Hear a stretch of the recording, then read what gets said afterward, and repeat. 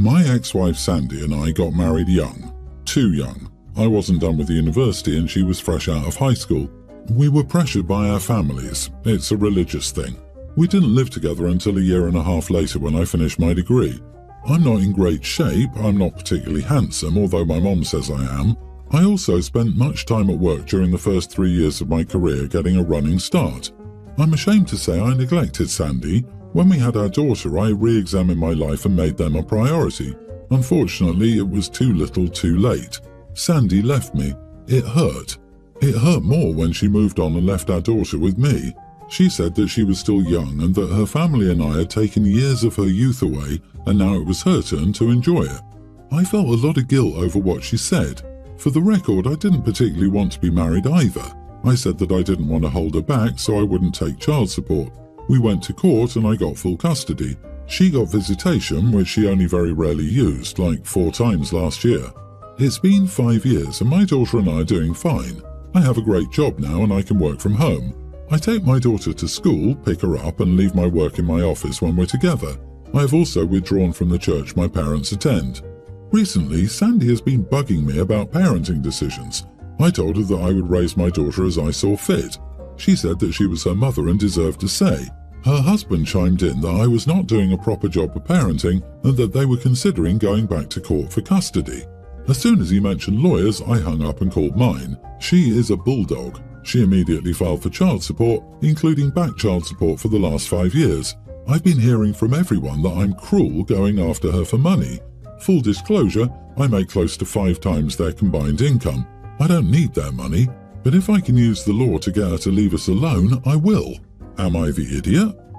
Not the idiot. This woman abandons her husband and daughter to go enjoy life and wants to give advice on raising your daughter?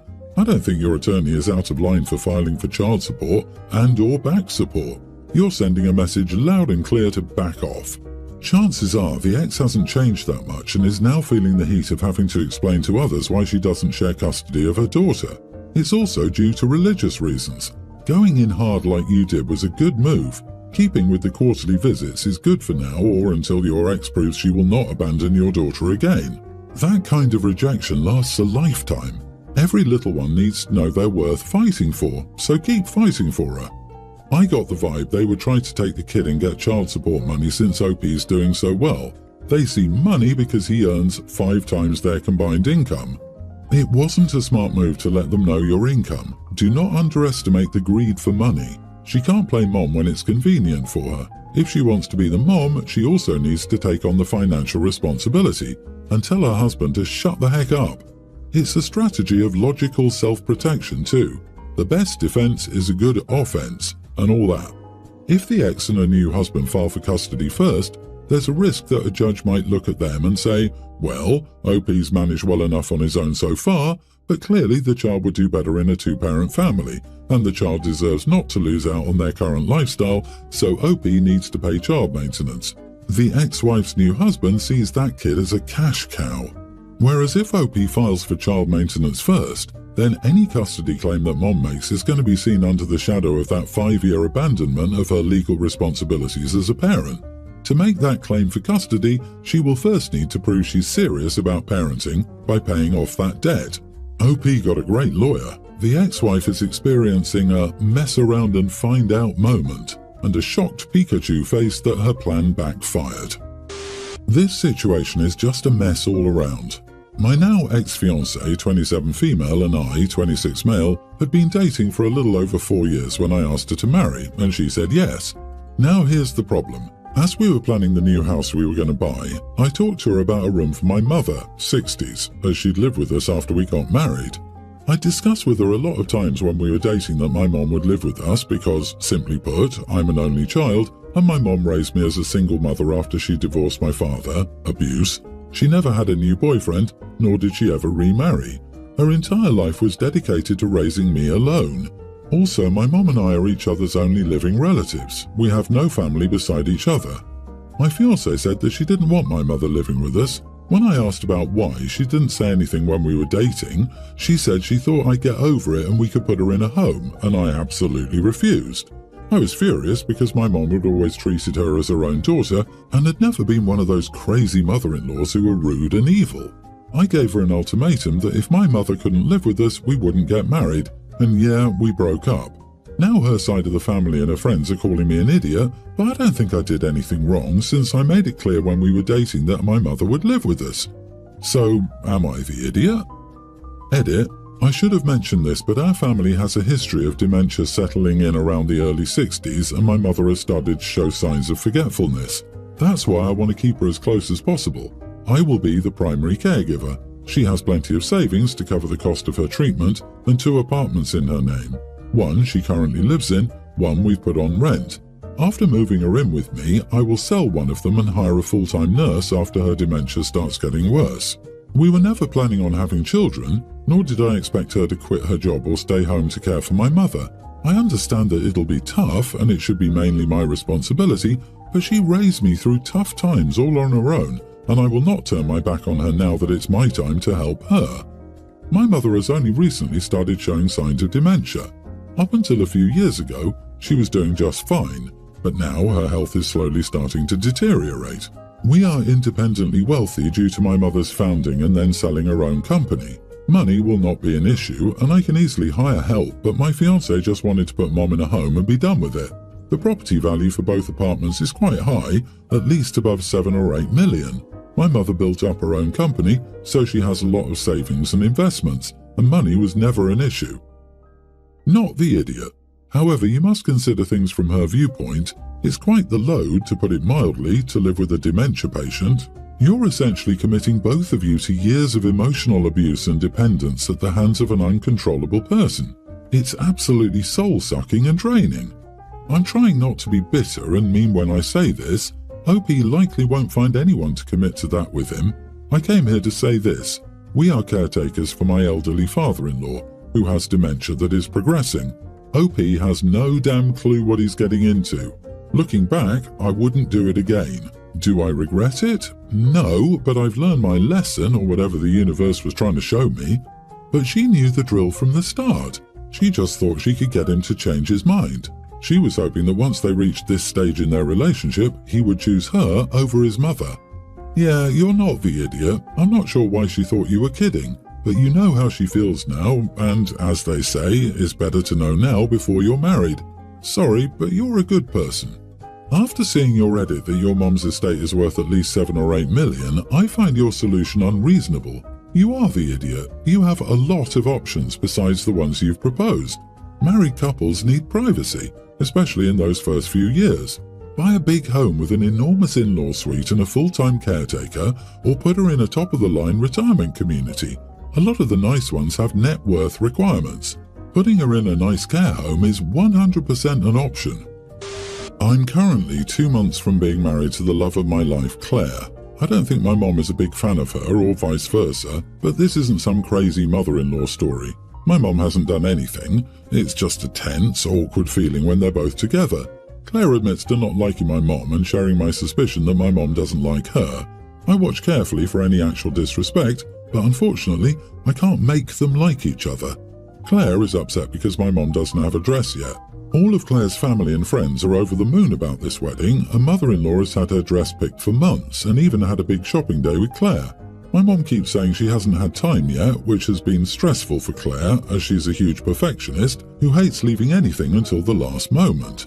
Claire admits she's been super stressed and wedding obsessed lately. She recently came to me and said she was concerned my mom wanted to wear white. I asked why, and she said, why else wouldn't she have a dress yet? I pointed out that we all know my mom is lazy and selfish. When she says she's too busy, we both know she means skiing and hanging out with a boyfriend, not actually busy, but she's done nothing to indicate she would show up like that. She's a pretty chill person and hasn't done anything to Claire. Claire said I was implying she was paranoid.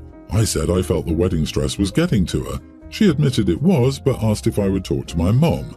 I said sure, I'd remind her that she needs to get a dress. Claire asked if I would specifically talk to her about the fear of wearing white.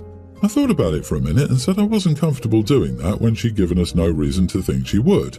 Claire got annoyed and said she was being a crappy future mother-in-law by not having a dress, and that I needed to stop worrying about my mom's feelings and worry more about hers. That made me feel like crap because up until this point I felt I'd only been prioritizing her feelings. I don't think you're an idiot, but tell your mom to stop procrastinating and get a dress. It's your mom, you need to address it. The wedding is 2 months away. Formal dresses usually need to be altered, and if you go to a boutique or wedding clothing store, the right size may need to be ordered. 2 months away could definitely be too late for some dresses.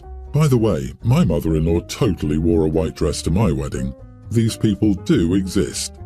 Yep, I'm just here to say my mother-in-law was fully planning to wear a white lace gown to our wedding until my husband, fiancé at the time, explained why she definitely should pick another colour. Oh, and apparently, all the sales ladies and her friend at the shop also thought nothing of this. It still baffles me since my mother-in-law is very proper and she had no clue this was frowned upon. We got along great at the time and she even insisted on buying my dress for me as my mother had passed away.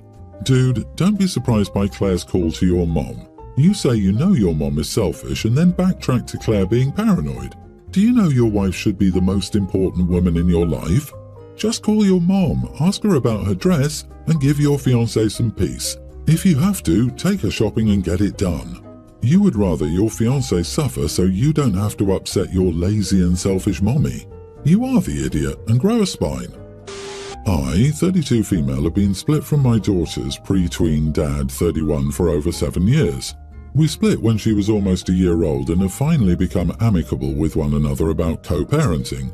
A month ago, his fiancée, 21 female, announced she was pregnant. My daughter was thrilled to have a new sibling on the way, as I have decided not to have any more. Our custody arrangement is currently every other weekend, but for the most part, if he asks to take her for something, I have no problem with that. It's not often reciprocated, but that's another topic. Now onto the issue. Her stepmom's first baby appointment is next week. Her dad asked if he could pull our daughter from school to take her with him so she could see what the process is like. I said no, I didn't think it was appropriate, that she wouldn't be having a stomach ultrasound, and that if he wanted to take his daughter to the gender appointment, that was fine. Still, with this being the initial one, and just checking to see how far along, how mom and baby are doing, etc., I didn't feel that was something she needed to miss school for. He then told me I was being a controlling, jealous witch because I wasn't having any more, and I was keeping our daughter from seeing the miracle of life happen, along with the process of how pregnancy works. He then went on to say he wanted her to come to every appointment, not just the initial one, and that it's his daughter too, and he gets a say on what she's exposed to as well. Again, I said I understood where he was coming from, but she was also young and didn't need to be at every appointment. Again, if she wanted to go to the gender ultrasound, that was completely fine with me. She still has school and doesn't need to miss it for these appointments. She's been beginning to ask questions about where babies come from. I've done my best to answer honestly, and she knows about periods and that there are different anatomies that, when put together, create life. However, I just don't feel she needs to miss school to attend her stepmom's doctor appointments.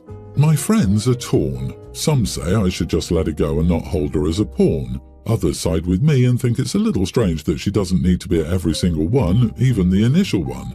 So, am I the idiot? Yikes. The biggest reason not to take a child to these early OB appointments is because there's still such a high chance of pregnancy loss. There's absolutely no reason to put a child her age in a situation where she's potentially going to witness that tragic news.